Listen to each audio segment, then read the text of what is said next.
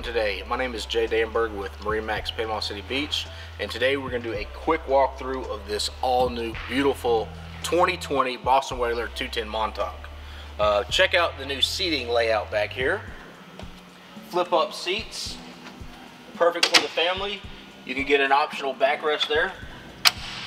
This one has the optional boarding teak ladder, gives it a nice, beautiful touch. Perfectly power matched with the Mercury 200. This is close to a 50-mile-an-hour boat, so it'll get you where you're going really fast. But solid whaler ride. This is a big 21, so not your average 21. It rides like a much bigger boat. Handles water extremely well. You've got the classic whaler flare up front.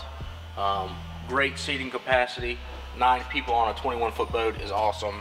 We got this one with the fishing package, the bimini top for great shade. You got extra rod holders up front.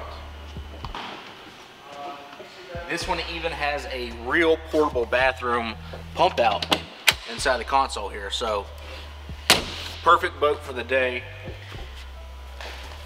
This is new from Whaler. They added a nice fish box up front, and then you'll also notice the optional backrest here. So brand new boat by Boston Whaler, 210 Montauk, completely redesigned. Come out, check it out.